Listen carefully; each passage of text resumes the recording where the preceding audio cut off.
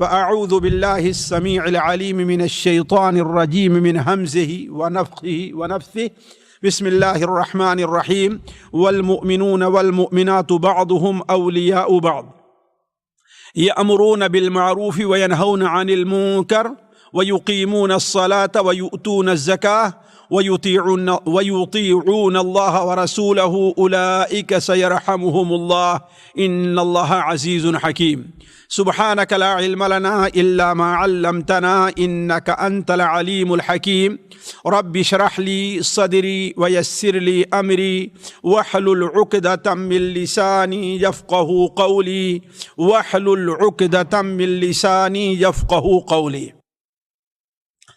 عزیز ساتھیوں اور پیارے دینی بھائیوں، نبی کریم صلی اللہ علیہ وسلم کی حدیث صحیح بخاری اور صحیح مسلم اور بہت سی کتب حدیث میں حضرت ابو ہریرہ رضی اللہ تعالی عنہ سے مروی ہے کہ آپ صلی اللہ علیہ وسلم نے ارشاد فرمایا، حق المسلم علی المسلم خمس، رد السلام وعیادۃ المریض واتباع الجنائز واجابۃ الدعوہ وتشمیت العاطس۔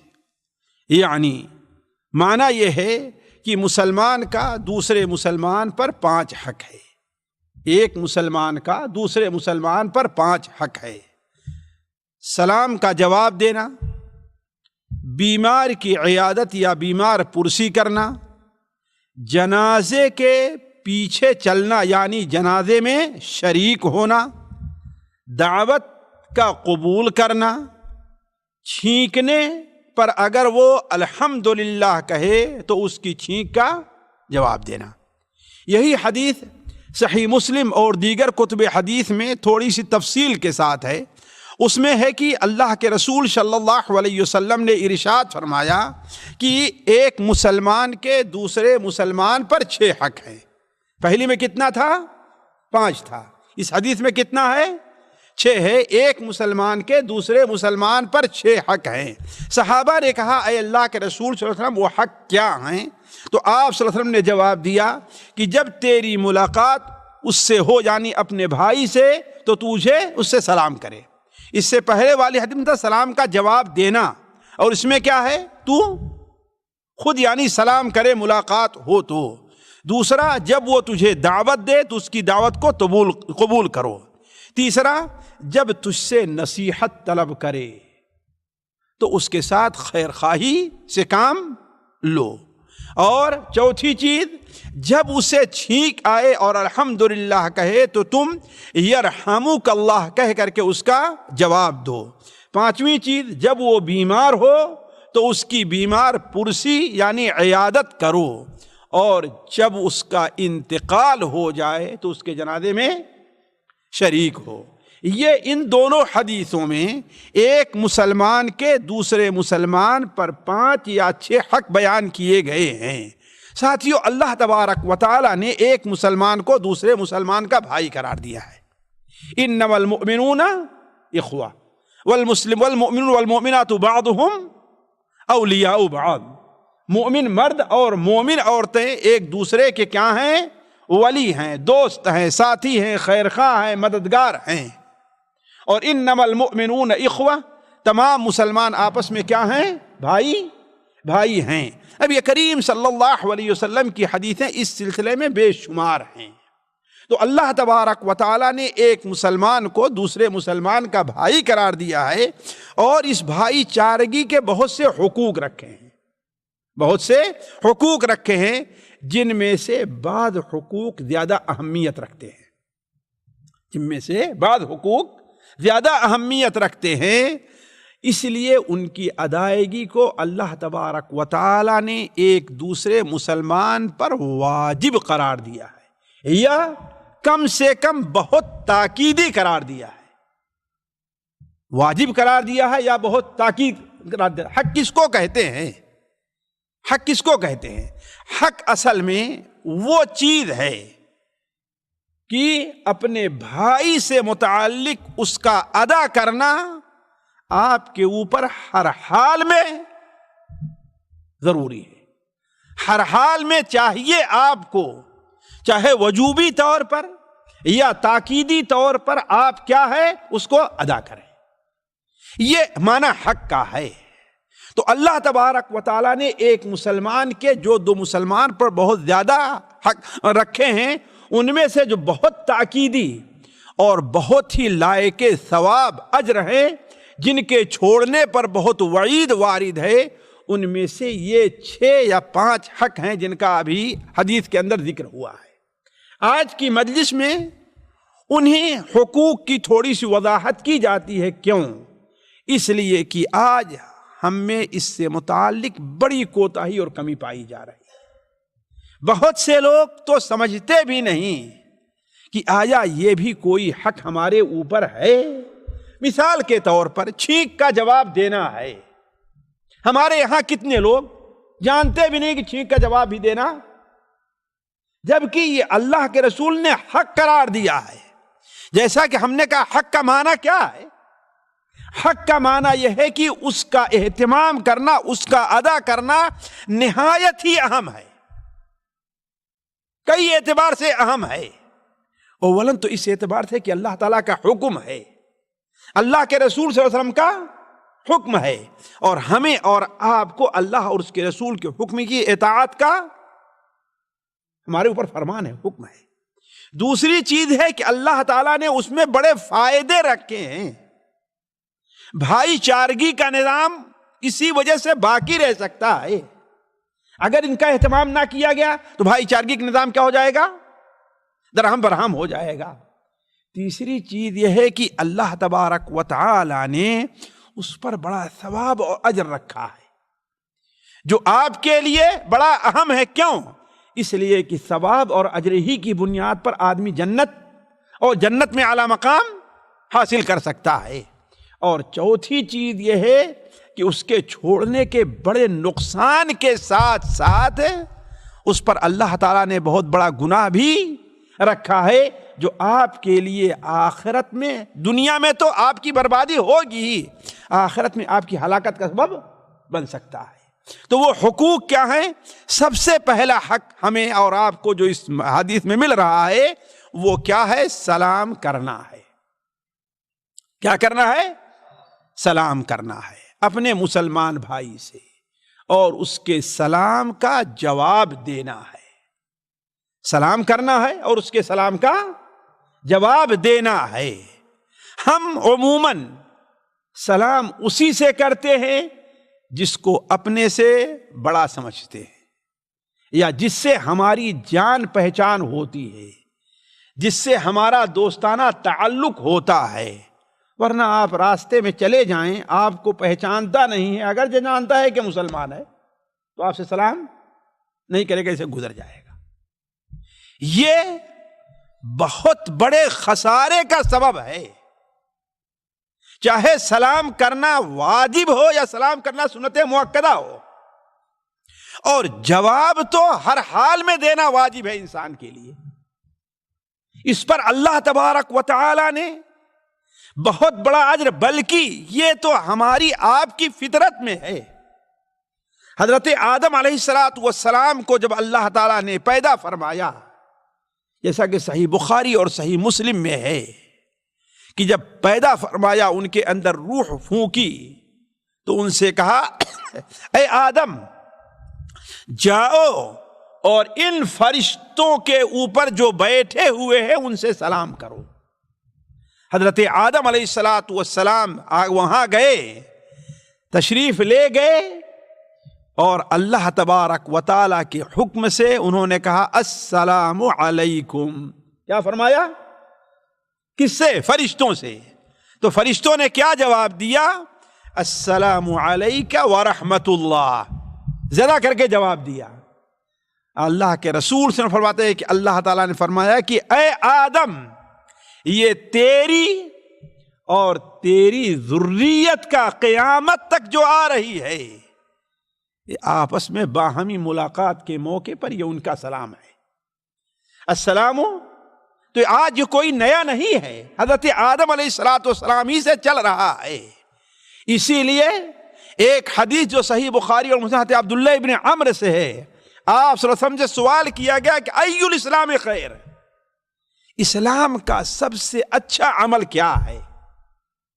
اسلام کی سب سے اچھی خوبی جس کے اوپر عمل کر لیں کیا ہے؟ آپ نے فرمایا تطعم الطعام، کھانا کھلا، چاہے غریبوں کو ہے، چاہے دوستوں کو ہے، چاہے یتیموں کو ہے، مہمانی کے طور پر ہے، کیسے ہے تو کھانا کھلا. پہلا کیا ہے؟ اور دوسرا یہ ہے وَتَقْرَأُ السَّلَامَ عَلَى مَنْ عَرَفْتَ وَمَنْ لَمْ تَعْرِفْ، جسے تو پہچانتا ہے اس کو بھی سلام کر، اور جس کو نہیں پہچانتا اس کو بھی سلام کر. اگر مسلمان ہے تو اسے پہچان رہا ہے تو اس کو بھی سلام کر، اور اگر نہیں پہچان رہا ہے تو اس کو بھی سلام کر. اللہ تعالیٰ نے اس پر کیا اجر رکھا ہے؟ حضرت عمران بن حسین کی وہ حدیث سنن ابو داؤد سنن ترمذی وغیرہ میں ہے. اللہ کے رسول صلی اللہ علیہ وسلم کے پاس ایک شخص آیا اور کہا السلام علیکم. آپ نے کہا وعلیکم السلام اور بیٹھ گیا. وہ آپ نے فرمایا اس کو 10 نیکیاں ملی. کتنی ملی ہیں؟ قیامت کے دن آپ آدھی نیکی کے محتاج ہوں گے، ایک نیکی کی، اور آپ کو زبان ہلانے میں 10 منٹ لگے ہیں، 10 سیکنڈ لگے ہیں. جی السلام علیکم 10 سیکنڈ لگے ہیں، یعنی گویا کہ 1 سیکنڈ سے کم میں بھی آپ نے ایک نیکی لے لی. آپ نے کیا فرمایا؟ کتنی نیکی ملے اس کو؟ 10 نیکی. تھوڑی دور میں ایک شخص اور آتا ہے اور کہتا السلام علیکم ورحمت اللہ، اور بیٹھ گیا. آپ نے اس کو سلام کا جواب دیا. آپ نے فرمایا اس کو 10 نیکیاں ملی. کتنی؟ 20 نیکیاں ملی، ہے کہ نہیں؟ پھر تیسرا آتا ہے اور کہتا السلام علیکم ورحمت اللہ وبرکاتہ. آپ نے اس کے سلام کا جواب دیا، وہ بھی بیٹھ گیا. آپ نے فرمایا اسے کتنی نیکیاں ملی؟ 10 اور 10، یعنی کتنی نیکیاں ملی؟ ذرا سوچئے. السلام علیکم ورحمت اللہ وبرکاتہ کہنے میں آپ کو 10 منٹ بھی نہیں لگے، ہے نا قاری صاحب؟ لیکن 10 سیکنڈ بھی نہیں لگے. لیکن پھر کتنی نیکیاں مل رہی ہیں آپ کو؟ 30 نیکیاں مل رہی ہیں. کتنے اجر کی بات ہے. بلکہ آپ صلی اللہ علیہ وسلم کی ایک حدیث ہے کہ اللہ کے رسول نے فرمایا کہ السلام اللہ تعالیٰ کا نام ہے. کوئی جو ہے دنیا میں کسی کا نام لے کر کے سلامی کر رہا ہے، دنیا کے کوئی الفاظ استعمال کر رہا ہے، گڈ نائٹ، گڈ نون، یہ شب بخیر، صبح بخیر، ہے کہ نہیں ہے؟ اور آپ کس کا نام لے رہے ہیں؟ اللہ تعالیٰ کا. آپ نے فرمایا سلام اللہ تعالیٰ کا نام ہے، دنیا میں رکھا ہے، اسے پھیلاؤ، لوگوں میں عام کرو. اگر تم کسی سے سلام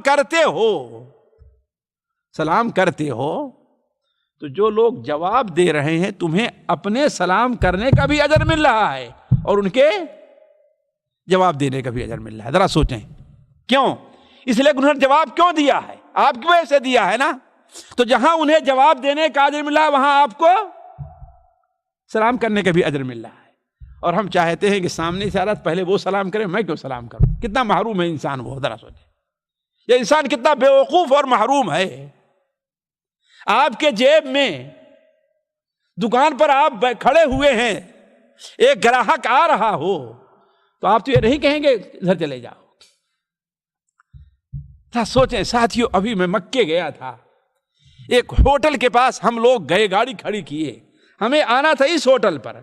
اس ہوٹل پر ایک سامنے آیا، اللہ کی قسم اتنی ضد کیا ہے اس شخص نے، قاری صاحب موجود ہے ذرا دیکھ، اتنا ضد کیا ہے.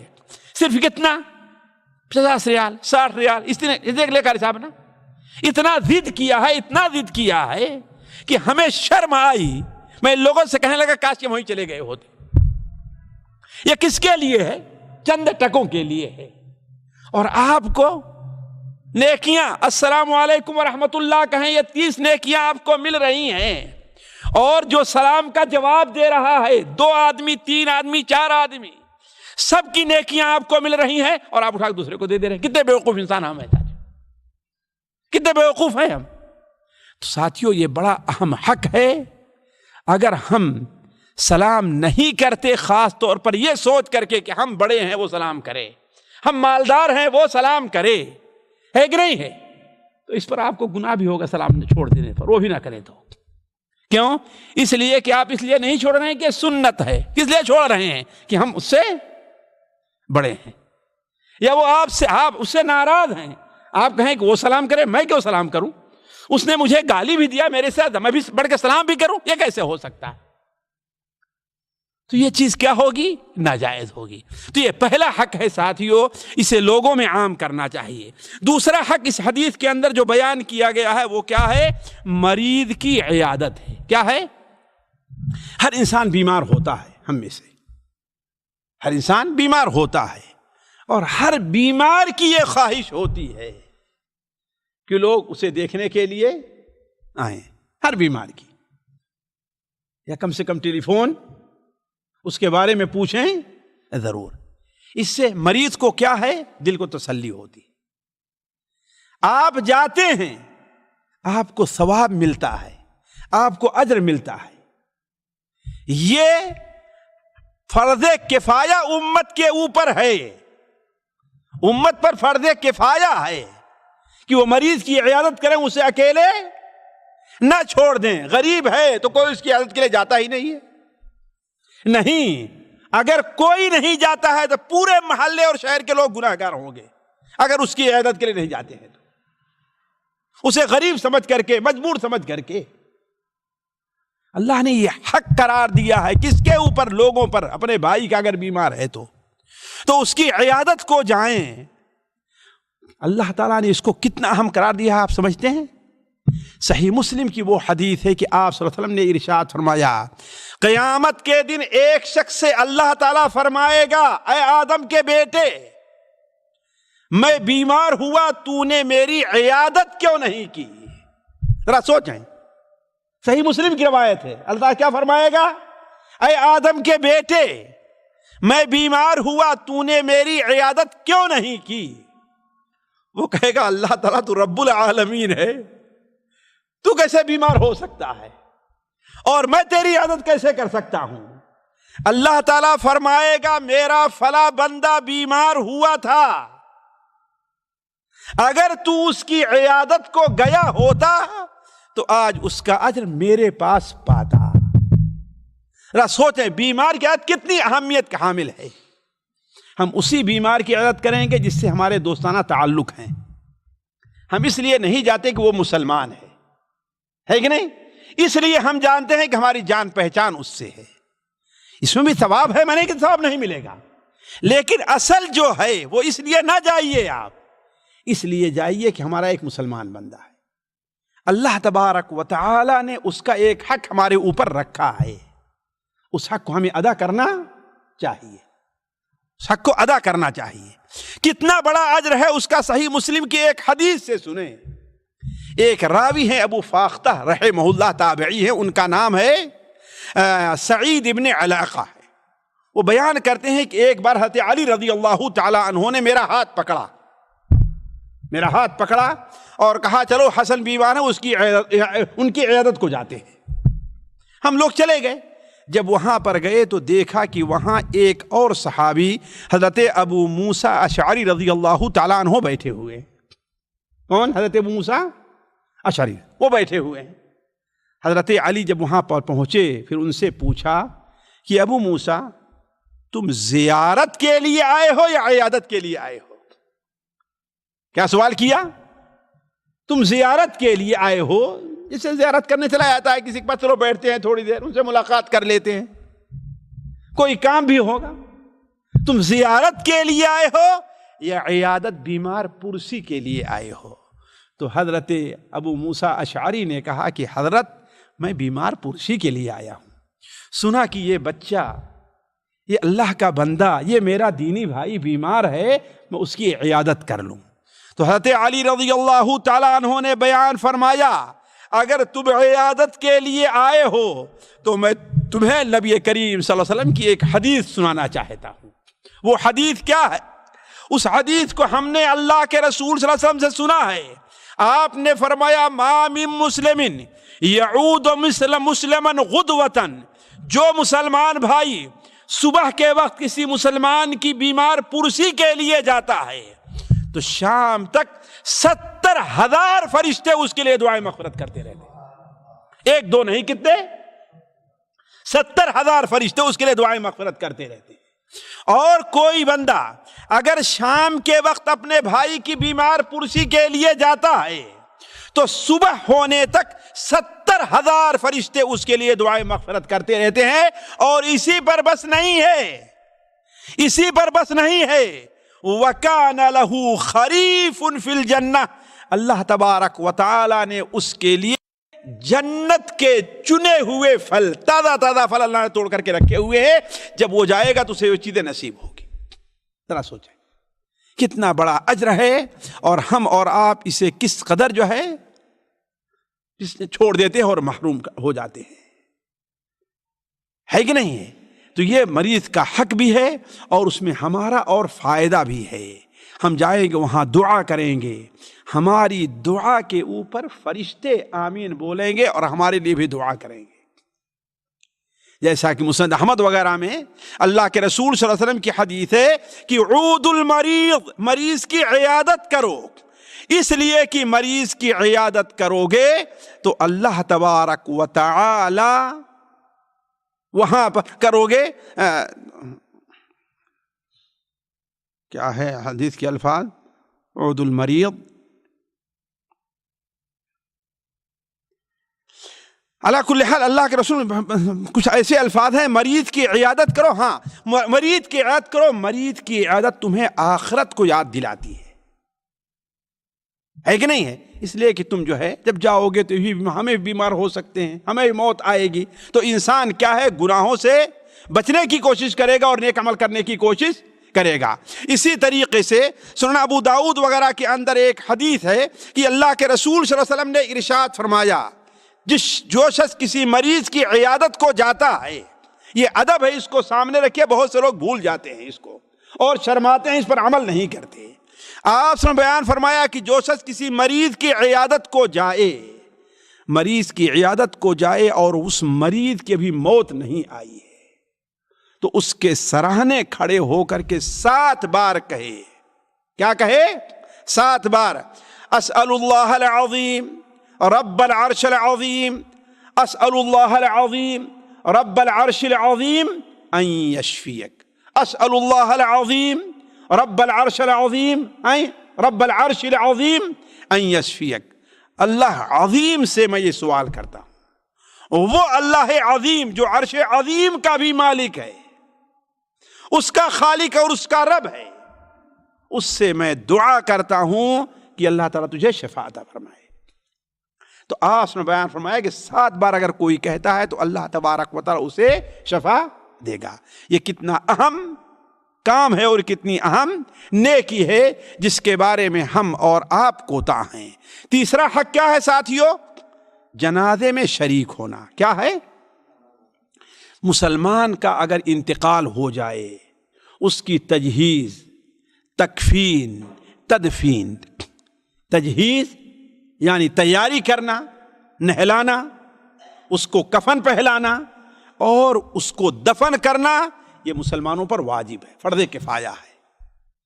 اگر کچھ لوگ کر دیں اور اسے دفن کر دیتے ہیں تو سارے لوگوں کے اوپر گناہ ساقط ہو جائے گا، لیکن اگر سارے لوگ چھوڑ دیں تو سارے کے سارے لوگ گنہگار ہوں گے۔ اور جو لوگ شریک ہو رہے ہیں، جو لوگ شریک ہو رہے ہیں، ان لوگوں کے لیے اللہ تعالیٰ نے بہت بڑا اجر اور ثواب رکھا ہے، بہت بڑا اجر اور ثواب رکھا ہے۔ کتنا بڑا اجر اور ثواب ہے ساتھیو، اس حدیث کے اوپر غور کریں، جو حدیث صحیح بخاری میں حضرت ابو ہریرہ سے مروی ہے کہ نبی کریم صلی اللہ علیہ وسلم نے ارشاد فرمایا، من اتبع جنازۃ مسلم، جو شخص کسی مسلمان کے جنازے کے ساتھ جاتا ہے، جنازے کے ساتھ جاتا ہے، ایمان کے ساتھ اور احتساب کے ساتھ۔ آج ہمارا عجیب معاملہ ہے، ہم جنازے کی نماز اگر ہمارا کوئی پہچان کا ہے تو سارے لوگ دوڑ کر کے جائیں گے، اور اگر پہچان کا نہیں ہے تو تو اس کا مطلب آپ اللہ کے لیے یا مسلمان کا حق سمجھتے ہوئے نہیں جا رہے، آپ رشتہ داری کی وجہ سے یا دوستی کی وجہ سے یا ملاقات کی وجہ سے جا رہے ہیں، اس لیے نہیں جا رہے ہیں کہ وہ مسلمان ہے۔ یہ ہمارے اندر کوتاہی ہے، نہیں کسی کا بھی ہے چھوٹے کا ہے، بڑے کا ہے، مالدار کا ہے، غریب کا ہے، پہچان ہے، نہیں پہچان ہے، شرط یہ ہے کہ کیا ہے، وہ مسلمان ہے، تو اس کے جنازے میں شریک ہونا۔ آپ نے کیا بیان فرمایا؟ ایمان اور ثواب کی نیت سے سمجھتا ہے، تو آپ نے بیان فرمایا یہاں تک کہ اسے پر نماز پڑھ لی جائے اور اس کے دفن سے فارغ ہو جائے تو وہ 2 قیرات اجر لے کر کے واپس آ رہا ہے، اور 1 قیرات احد پہاڑ کے برابر ہے۔ کتنا ہے؟ احد پہاڑ کے برابر ہے۔ احد پہاڑ کتنا ہوگا؟ 1 کنٹل ہوگا جی؟ 1 کنٹل ہوگا؟ کتنا ہوگا؟ 10 کنٹل ہوگا جی؟ کم سے کم ہمارے آپ کے تو حساب میں نہیں آ سکتا ہے نا، کتنے کنٹل ہوگا؟ لاکھوں کنٹل ہوگا، وہ ہے کہ نہیں ہے؟ لاکھوں کے لاکھوں بلکہ کروڑوں کنٹل ہوگا وہ، اور آپ کو اجر کتنا کس پر مل رہا ہے؟ نماز جنازہ میں شریک ہونے کا، اور اگر دفن کریں تو 2 قیرات آپ کو مل رہا ہے۔ کتنا مل رہا ہے؟ 2 قیرات۔ اس سے میت کی دل جوئی ہوتی ہے، آپ کے گناہ معاف ہوتے ہیں، اللہ تعالیٰ آپ کے لیے اسے حسن خاتمہ کا سبب بناتا ہے۔ ساتھیوں مجھے یاد آ گیا، سوچا نہیں تھا لیکن یاد آ گئی، تو ایک بات بتا دوں، یہ 1923 کی بات ہے تقریباً۔ کب کی؟ 1923 کی۔ لکھنؤ میں ایک بہت بڑے عالم کا انتقال ہوا، ایک بہت بڑے عالم کا، مولانا عبدالحی صاحب، 22-23 ان کا انتقال ہوا۔ ریڈیو پر ان کے انتقال کی خبر نشر ہوئی، ان کے جنازے میں کتنی بھیڑ تھی کچھ اندازہ نہیں کیا جا سکتا۔ ان کا جنازہ جب اٹھایا گیا، لے جایا گیا، نماز جنازہ پڑھی گئی تو بہت سے لوگ پیچھے ہو گئے، جنازے میں شریک نہیں ہو پائے۔ ان کی نماز جنازہ سے فارغ ہوئے اور لوگ ان کی لاش بھی اٹھا ہی رہے تھے، تو لوگوں نے کہا ذرا رکیے رکیے رکیے، ایک جنازہ اور آ رہا ہے، آپ لوگ اس پر بھی نماز پڑھ لیجیے، ایک جنازہ اور آ رہا ہے، اس پر بھی پڑھ لیجیے۔ کوئی جانتا نہیں تھا کون ہے یہ، اور آپ بھی وہ بن سکتے ہیں، آپ بھی بن سکتے ہیں، آپ بھی بن سکتے ہیں، آپ بھی بن سکتے ہو، کوئی جانتا نہیں تھا۔ لوگ رک گئے، ظاہر بات ہے جنازہ تھا مسلمان کا۔ جو لوگ پہلے جنازے میں شریک تھے وہ بھی جنازے کی نماز پڑھے، اور جو پیچھے رہ گئے تھے وہ بھی آگے، وہ بھی جنازے کی نماز پڑھے۔ گویا عالم صاحب کی نماز جنازہ زیادہ لوگ اس کی جنازے میں شریک ہوئے۔ یہ کس کا جنازہ تھا ساتھیوں؟ ایک درزی کا جنازہ تھا۔ کتنا جی؟ ایک درزی کا جنازہ تھا۔ اس کا قصہ کیا ہے؟ اس کا قصہ کیا ہے؟ ہم جانتے ہیں اپنے بچپن میں درزی وغیرہ کوئی اہمیت انسان نہیں دیتا تھا، وہ نچلی ذات ہیں، وہ سب ہے کہ نہیں، کوئی اہمیت نہیں، جبکہ یہ غلط چیز ہے، صحیح نہیں ہے، لیکن معاشرہ جو ہے ہمارے ہاں جو بنا ہوا تھا انہیں نیچی ذات کو کوئی اہمیت نہیں دی جاتی، ہے کہ نہیں۔ وہ کیا تھا؟ اس کی دکان لکھنؤ میں تھی، جب بھی کسی جنازے کا معاملہ ہوتا وہ اپنی دکان بند کرتا اور جنازے میں جا کر کے شریک ہو جاتا۔ لوگوں نے اس سے کہا کہ تو جو ہے دکان بند کرتا ہے، گراہک آتے ہیں واپس چلے جاتے ہیں، لکھنؤ شہر ہے بھائی، ظاہر بات ہے نا، آتے ہیں واپس چلے جاتے ہیں، اور تو جب دیکھو بند کے جنازے میں چلا جا رہا ہے۔ وہ کہتا تھا بھائی دیکھو ہم تو غریب آدمی ہیں، گنہگار ہیں، ہم اس لیے اس مسلمان کے جنازے میں شریک ہوتے ہیں کہ اللہ تبارک و تعالی میرے جنازے میں بھی نیک لوگوں کو شریک کرے، تاکہ وہ لوگ مجھے پر نماز پڑھیں اور میرے لیے دعا کریں، اللہ مجھے معاف کر دے۔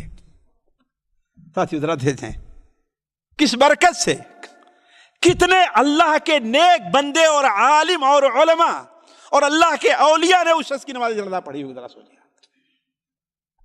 یہ کس لیے ہے؟ وہ اہتمام کرتا ہر جنازے کے اندر وہ شریک ہونے کا، چاہے دکان بند کرنا پڑے، گراہک آئے واپس چلا جائے۔ تو علی کل حال کہنے کا مطلب یہ ہے ساتھیوں کہ نماز جنازہ میں شریک ہونا یہ اپنے بھائی کا بڑا حق ہے۔ اس سے جہاں ہمارا اس بھائی کا فائدہ ہے، اس لیے کہ ہم جب ہوں گے تو اس کے لیے دعا کریں گے۔